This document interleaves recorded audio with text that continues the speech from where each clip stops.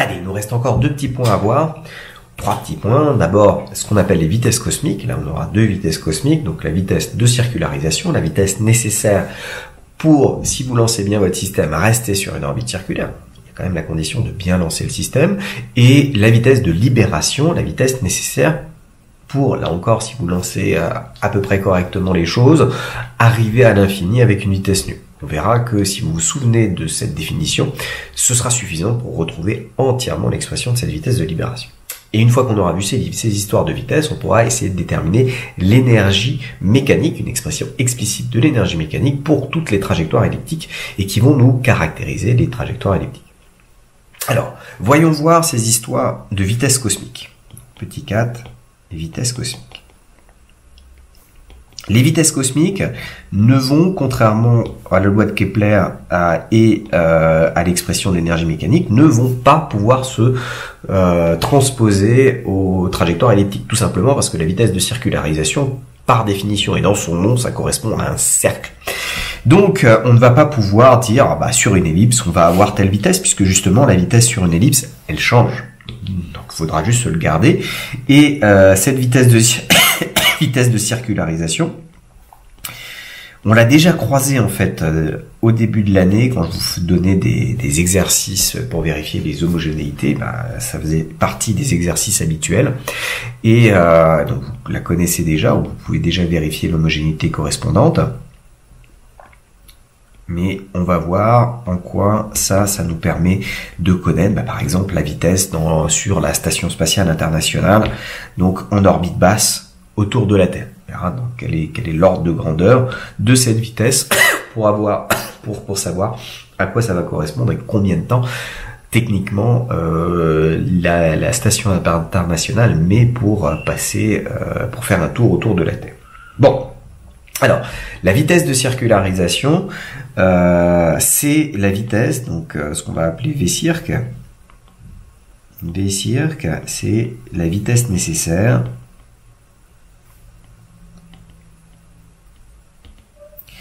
pour être et rester sur une orbite circulaire.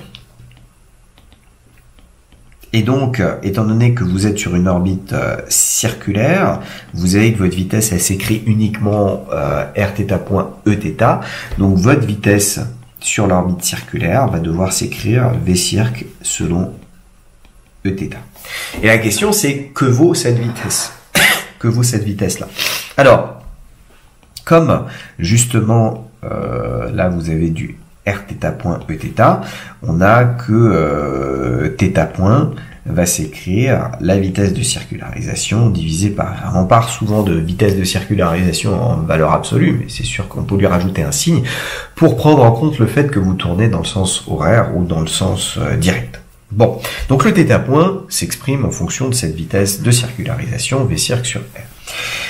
Si on réécrit en fait la relation fondamentale de la dynamique projetée selon ER, on a montré qu'on avait m fois moins r θ carré qui est égal à moins gmm sur r carré. Donc on est sur une orbite circulaire de rayon grand R. Déjà, vous voyez que les moins se simplifient, les m se simplifient aussi, et on a θ que je peux remplacer par l'expression v-circ sur r, le tout au carré. Et ça, c'est égal à gm sur r carré. Alors, ce terme-là, vous voyez que ça va vous faire du v-circ carré sur R, et on retombe sur ce que vous avez déjà certainement vu croiser avec le repère de Freinet en V carré sur R qui apparaît là-dedans, qu'on a aussi vu en cinématique correspondante. Bon, alors là, il reste plus qu'à isoler V-circ. Vous avez que V-circ au carré, c'est égal à gm sur r, donc la vitesse de circularisation va être la racine de gm sur r. Quand on regarde ça, on peut dire que la valeur absolue de θ point, c'est v-circ sur r, pour avoir une expression où mon v-circ est bien positif. Donc là, Ça, c'est valable pour toute orbite circulaire autour de n'importe quelle masse grand M qu'on puisse avoir. Pour la Terre, il est intéressant que vous ayez l'ordre de grandeur de la vitesse que l'on peut avoir sur une orbite en orbite basse. Vous avez une orbite basse autour de la Terre. Ça veut dire une orbite basse, c'est que l'altitude c'est de 100 à 400 km. Donc ça veut dire que le rayon, comme le rayon c'est 6400 km, c'est de 6500 à 7000 km, un peu large 7000, donc 6500 à 6800 km. Donc la masse de la Terre, ça il faut l'avoir dans un coin de son esprit, c'est 6 10 puissance 24 kg. Ça fait beaucoup, mais bon, c'est gros la Terre quand même. C'est quand même 1 million de fois moins que le Soleil. Le Soleil, la masse du Soleil, c'est 2 10 puissance 30 kg. Presque 1 million de fois moins. Un tiers de million. Bon, bref, donc on a ça, et du coup, votre vitesse de circularisation, c'est racine de G. Alors G, c'est 6,67 10-11, multiplié par la masse de la Terre, 6 10 puissance 24, divisé par R, donc 6,5 10 puissance 3 km, donc 10 puissance 6 mètres. À ne pas oublier à se mettre en mètres pour l'avoir correctement, puisque G est connu en unité du système international, c'est-à-dire avec des mètres et pas des kilomètres. Bon, le 6,5 et le 6,67, là, ils doivent se simplifier un petit peu, dans les grandes lignes, disons. Donc je me retrouve avec du racine de 6 fois 10 puissance, alors 24 moins 11, ça fait 13, 13 moins 6, ça fait 13 moins 6, ça fait combien? Ça fait 7, 10 puissance 7. Donc c'est de l'ordre de racine de 60 10 puissance 6. Quand même les 10 puissance paires, c'est plus simple de prendre la racine. Donc là j'ai du 10 puissance 3 et racine de 60. Allez hop, on va pas chipoter. C'est racine de 64. C'est 8 10 puissance 3 et je suis en quoi? Je suis du coup en mètres par seconde. Du coup, ma vitesse de circularisation autour de la Terre est de l'ordre de 8 km par seconde. Et ça, c'est un ordre de grandeur que vous devez connaître. À quelle vitesse, quand même, quand vous êtes dans la station spatiale internationale, toutes les secondes, vous parcourez 8 km. C'est pas très étonnant, sachant que vous devez faire 40 000 km pour faire un tour. Donc il faut quand même aller assez vite, et d'autant que vous êtes en train de tomber finalement. Et vous devez tomber, mais en loupant la Terre, donc il faut assez rapidement parcourir un rayon terrestre pour avoir une chance que votre chute se fasse à côté de la Terre et pas sur la Terre, parce que sinon vous ne tiendriez pas trop dans l'espace. Donc on a une vitesse de circularisation qui correspond à 8 km, et donc la période de l'orbite basse, ça va être 2π fois le rayon de la Terre divisé par la vitesse de circularisation, puisque quand vous multipliez par le temps d'une période, vous avez fait la circonférence. La circonférence de la Terre, c'est à peu près 40 000 km, vous divisez par 8, donc ça vous donne à peu près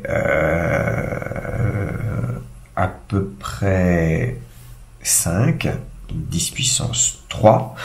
Alors je suis en quoi? En unité du système international, et en unité du système international, c'est des secondes. 5000 secondes, et 5000 secondes, ça fait à peu près 1h30, 1h20,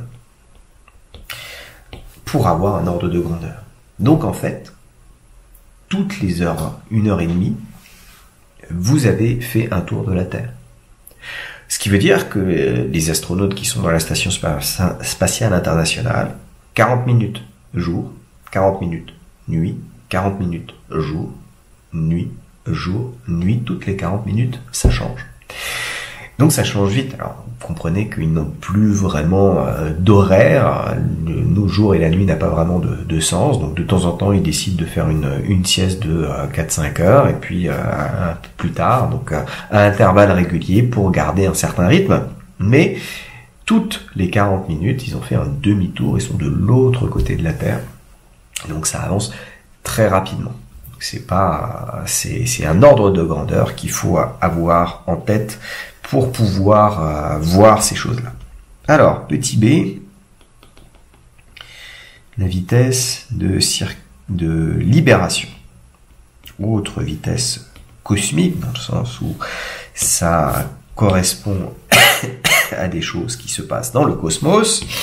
Donc c'est quoi la définition de la vitesse de libération? La vitesse de libération, c'est la vitesse nécessaire à un endroit donné, à une position donnée, à un endroit donné,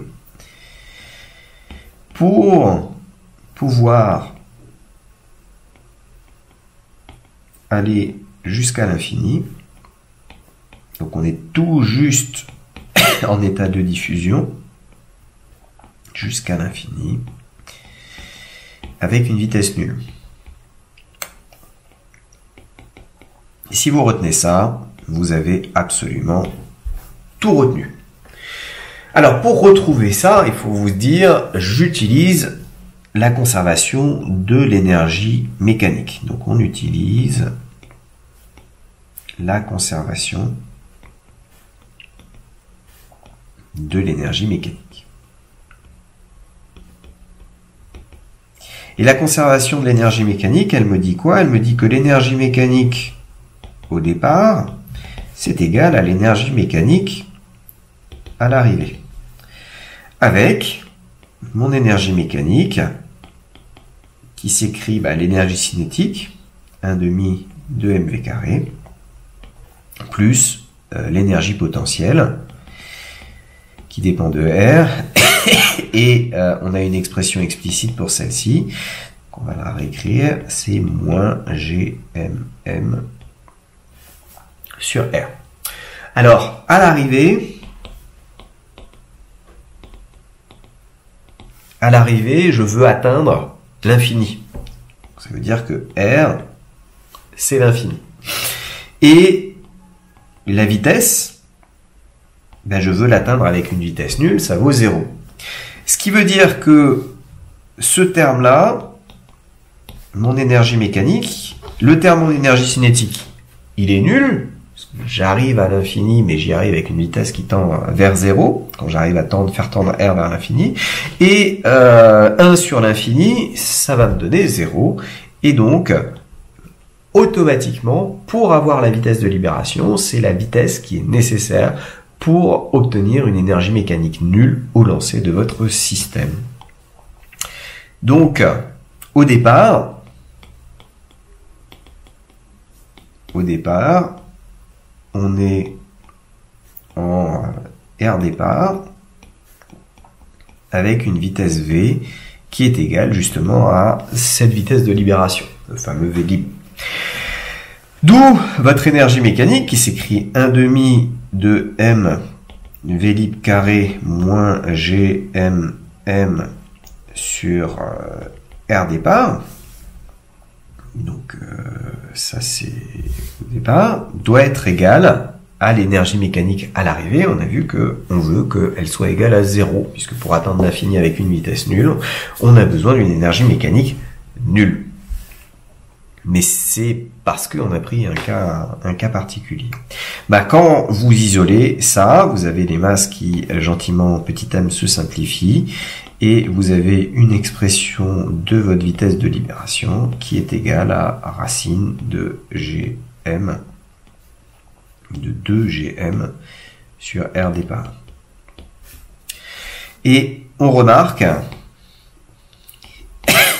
que la vitesse de libération, c'est égal à racine de 2 fois la vitesse de circularisation au même rayon que le point de départ.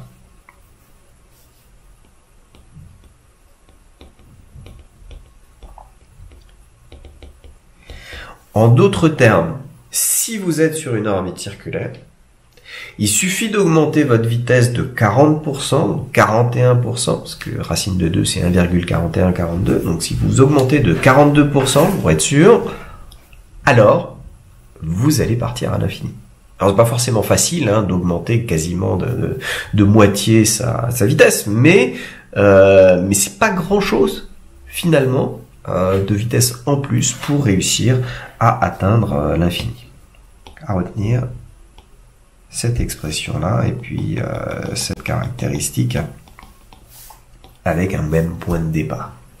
Ça qui est important, bien sûr, quand vous avez la vitesse de libération, vous n'êtes plus sur une orbite circulaire. Mais si vous partez d'un point où vous êtes en orbite circulaire tranquille et vous dites, ah ben tiens, j'aimerais bien partir à l'infini, il suffit de donner un coup de boost pour gagner 40-42% de votre énergie, de votre vitesse, comparée à celle que vous avez déjà, alors 8 km par seconde.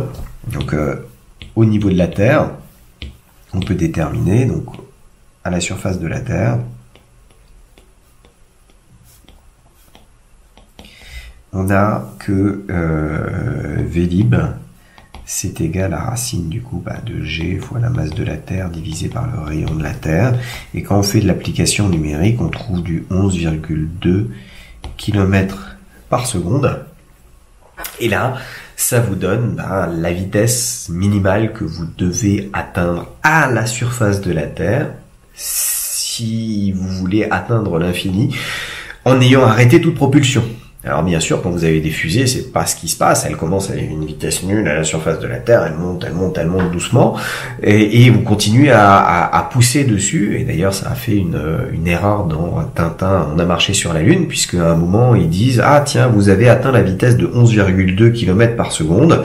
Vous n'êtes donc plus soumis à l'attraction terrestre. Là-dedans, il y a plusieurs erreurs. Déjà, le 11,2 km par seconde il ne vaut que si vous êtes à la surface de la Terre. Quand ils étaient à quasiment mi-chemin entre la Terre et la Lune, la vitesse de libération est beaucoup plus faible. Ça, c'est une première erreur. Deuxième erreur, c'est pas que vous êtes plus soumis à l'attraction terrestre. Vous êtes toujours soumis à l'attraction terrestre, mais l'attraction terrestre ne sera plus suffisante pour vous empêcher d'atteindre l'infini. C'est ça, la grande différence avec ce caractère. La vitesse de libération ne dit pas que vous avez réussi à être libéré de l'attraction terrestre, mais vous êtes libéré de l'action de l'attraction terrestre. L'attraction terrestre n'est pas capable de vous maintenir prisonnier. C'est ça, elle continue à vous tirer dessus, elle va vous ralentir, elle va vous empêcher enfin, votre vitesse va continuer à diminuer, mais elle est, vous êtes toujours soumis à l'attraction terrestre. Bon, donc le 11 km par seconde, donc si jamais vous prenez une balle de baseball et puis vous la lancez très fort, vous pouvez espérer l'envoyer à l'infini à condition d'avoir réussi à atteindre 11 km par seconde. 11 km par seconde, ça fait pas mal, sachant que la vitesse du son c'est que 300 mètres par seconde, donc vous êtes à Mach 33, Mach 34, pour lequel votre balle de baseball va réussir à s'éloigner. Sans compter que ça c'est valable s'il n'y a que la force gravitationnelle. Alors si vous lancez votre balle de baseball à la surface de la Terre, je peux vous dire qu'à Mach 33, il va y avoir un paquet de frottements qui va sacrément vous ralentir et donc vous empêchera. Donc, en pratique, pour réussir à atteindre cette vitesse de libération, il vous faudra bien plus que cette vitesse-là si jamais vous laissez votre balle de baseball sans action ultérieure. Allez, dernier point pour ce chapitre-là, avant de parler un tout petit peu de trajectoire elliptique, c'est le cas de l'énergie mécanique. Donc je le répète, les vitesses qu'on vient de faire, ça ne se généralise pas à une trajectoire elliptique, puisque sur une trajectoire elliptique, la vitesse change, et la vitesse de circularisation, vous pouvez pas dire, la vitesse quand on est à une distance r du centre du foyer, c'est racine de gm sur r, ça marche pas du tout. On peut se dire, ça change parce que r il change, mais non, ça ne marche que sur une trajectoire circulaire, donc surtout, ne l'appliquez pas à une trajectoire elliptique. En revanche, qu'on va démontrer maintenant sur l'énergie, ça va pouvoir se généraliser à une trajectoire elliptique et il sera important de savoir le faire pour pouvoir... en fait, ça sera suffisant pour pouvoir déduire pas mal de choses dans les exercices qui parlent de cas elliptiques. Alors, Donc on commence par le cas particulier circulaire. Dans le cas particulier circulaire, si vous avez une trajectoire gentiment circulaire, vous avez donc pour un mouvement circulaire de rayon grand R, vous avez que on vient de démontrer que la vitesse vaut V circulaire, c'est-à-dire racine de Gm sur R. D'où l'énergie mécanique qui s'écrit 1/2 de M V circ carré plus moins Gm M sur R.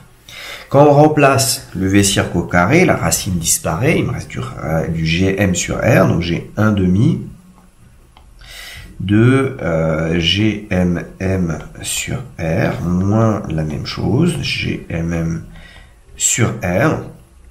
Donc je me retrouve, allez hop, on va mettre Gmm sur un facteur, Gmm sur R, facteur de 1/2 moins 1, 1/2 de moins 1 ça fait moins 1/2, donc j'ai du moins Gmm sur 2R. Donc en fait, quand vous êtes sur une orbite circulaire, vous connaissez l'expression de l'énergie mécanique et elle est directement reliée à votre rayon R. Donc ça c'est intéressant. On retrouve le fait que pour avoir une orbite liée pour notre champ keplérien attractif, on doit avoir une énergie mécanique qui est négative, comme on l'avait vu sur la petite résolution graphique, en ayant choisi, bien sûr, ça dépend du choix de la constante dans l'énergie potentielle. On a choisi une constante de sorte que l'énergie potentielle soit nulle à l'infini, et ça nous donne ça. Donc ça nous permet d'avoir l'énergie mécanique. Et ça, par contre, ça se généralise au cas elliptique. Donc généralisation au cas elliptique.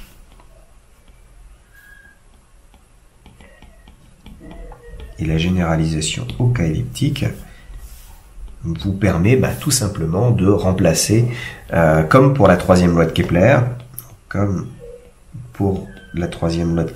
qui est la seule en fait qu'on peut, ces deux-là sont les seuls qu'on peut utiliser. Donc troisième loi de Kepler, on peut juste remplacer R, donc le rayon grand R, par le demi-grand axe petit a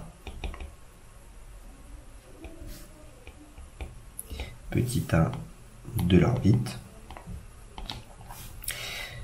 et obtenir du coup une expression de l'énergie mécanique que l'énergie mécanique pour une orbite elliptique, ça va s'écrire à moins Gmm sur 2A.